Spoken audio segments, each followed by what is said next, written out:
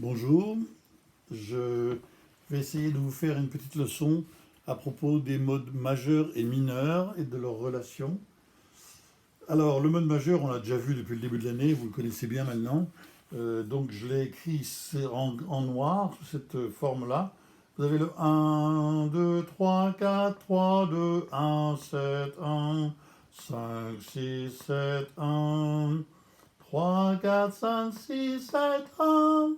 1, 7, 1. Ok. Donc on a l'habitude, ça correspond à toutes les touches blanches du piano. Par exemple en Do majeur, ça fera les touches blanches du piano. Et on a un mode symétrique, on a vu déjà deux tons et un demi-ton. Et puis un ton au-dessus, on a deux tons et un demi-ton. Le problème, c'est qu'on peut très bien prendre comme appui de tonique d'autres sons que le 1 du majeur. Je montre. Si je fais 1, 2, 3, 2, 1, 7, 6, 5, 6, non, do, do, do, do, do, do, do, do, do. Do, do, do, do, do, do, do. Do, do, do, do, do, do, do, do, do, do. En fait, peu à peu, j'ai utilisé toujours les mêmes sons qui sont les touches blanches du piano, mais en donnant des sens légèrement différents aux différentes touches. À savoir que j'ai pris comme repère non plus le 1 du majeur, mais le 6 du majeur. Et le 6 du majeur est devenu le 1 d'un autre mode qui s'appelle le mineur. C'est-à-dire que 1, 7, 6.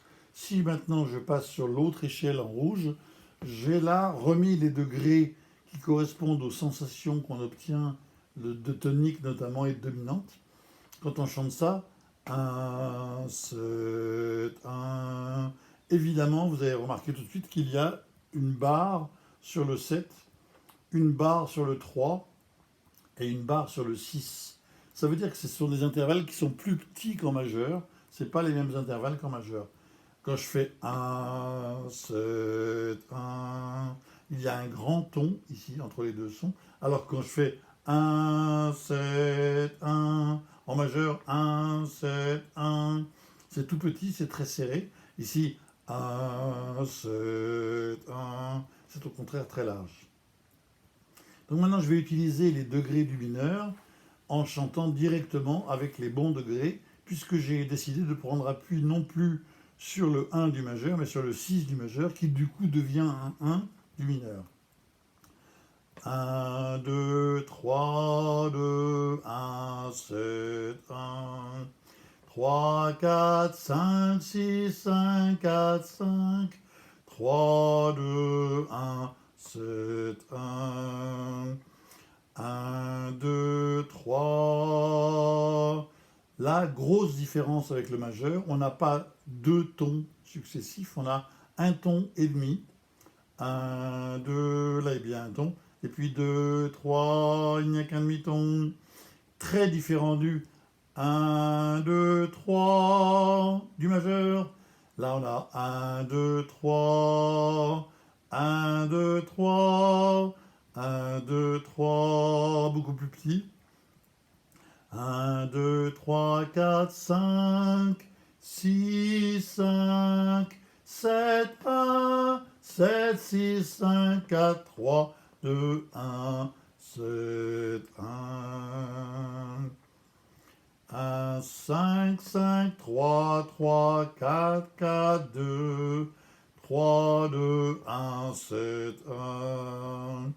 Alors vous reconnaissez bien sûr des mélodies qu'on a entendues 15 000 fois dans les chansons françaises traditionnelles, parce que historiquement, les modes se sont résumés depuis la fin de la Renaissance jusqu'à la fin du 19e siècle, grosso modo, à les deux modes principaux sont restés le majeur et le mineur, et leur relation entre elles, qui a permis de faire une musique extraordinairement variée et développée, jusqu'au moment où, à la fin du 19e siècle, on a retrouvé la saveur des modes, ce qu'on appelle les modes anciens. Les modes anciens, ce sont les modes qui sont tous issus du mode de Do, le mode majeur normal, mais si on chante en prenant comme tonique successivement les 7 notes de la gamme de Do, en leur donnant le sens d'un 1, on obtient des couleurs très très très différentes et des modes anciens que nous verrons dans une autre leçon. Sachez simplement que historiquement, pendant 4 siècles, quasiment 4 siècles, on a eu une dominance absolument extraordinaire du majeur et du mineur et de leur combinatoire dans tous les tons possibles, puisqu'en même temps, on a peu à peu découvert le tempérament égal, ce qui a permis de changer de ton et de jouer avec les différences de tonalité.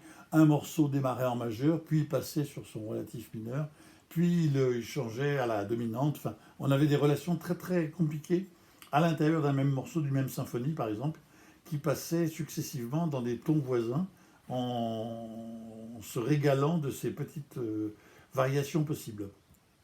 Et c'est seulement à la fin du 19e siècle qu'on a retrouvé la saveur des modes anciens, avec Ravel, Debussy, des gens comme ça, qui ont utilisé de nouveau la couleur particulière des modes anciens, que nous verrons à part. Alors j'ai parlé à l'instant des relatifs.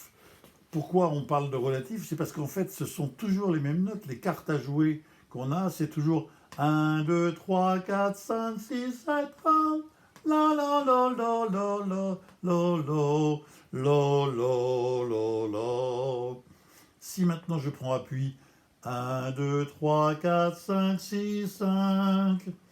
1, 7, 7, 7, 6, 5.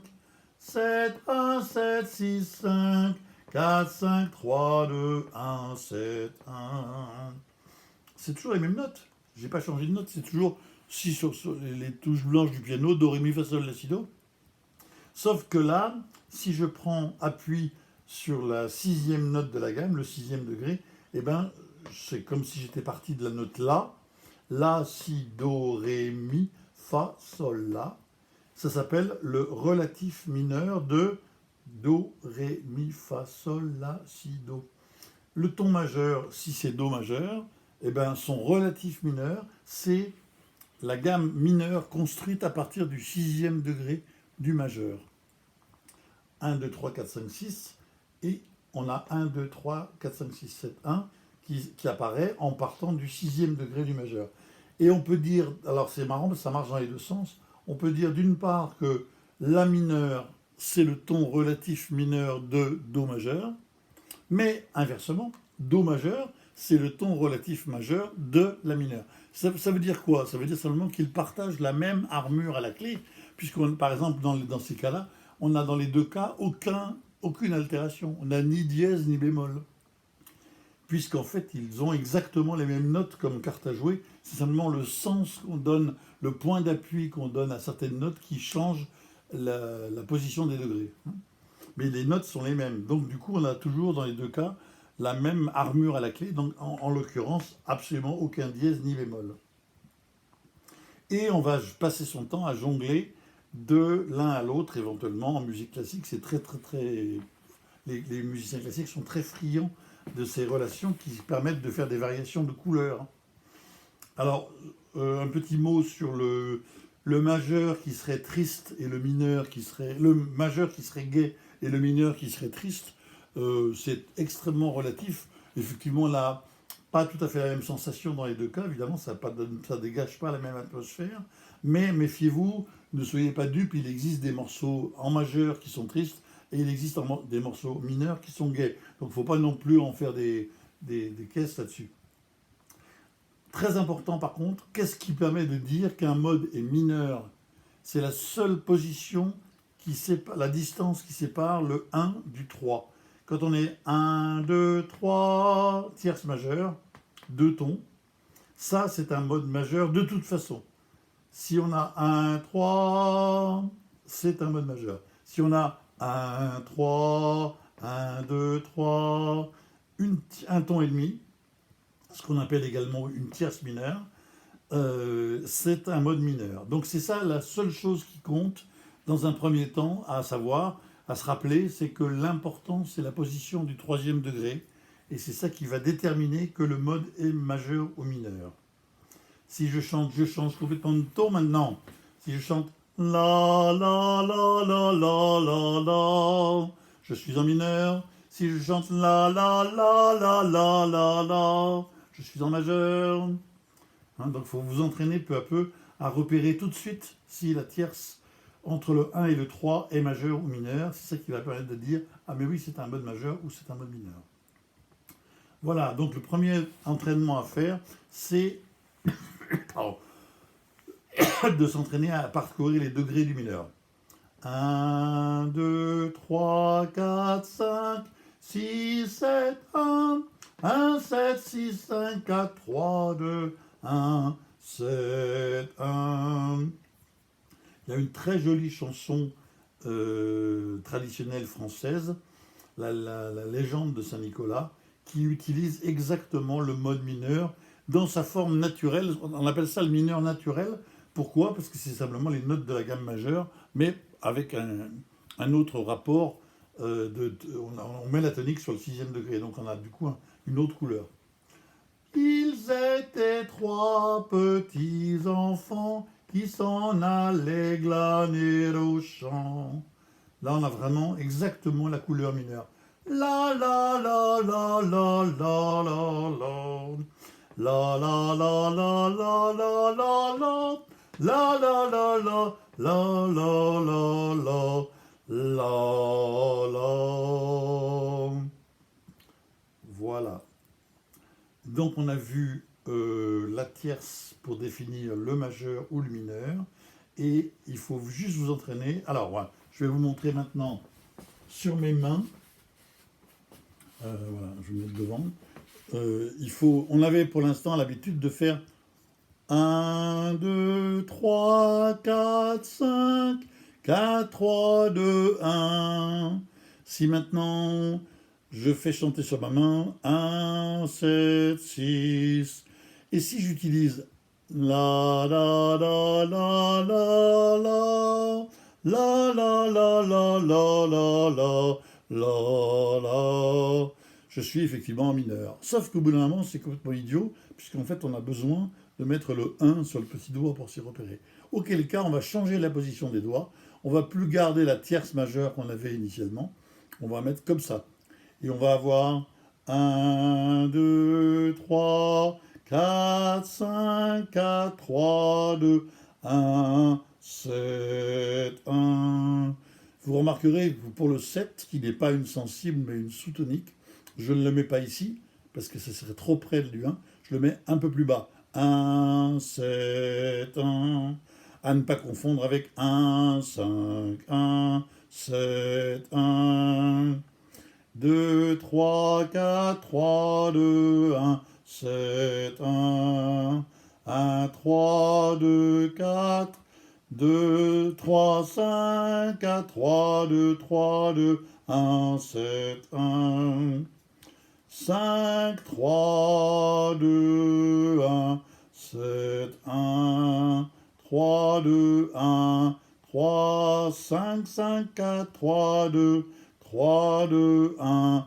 3, 2, 7, 2, 1. C'est très joli, la musique de Bonne Nuit les Petits, qui est une chanson occitane en fait au départ, une chanson de carnaval, Occitanie. Voilà. Donc avec ça, je pense que vous pouvez commencer à vous entraîner.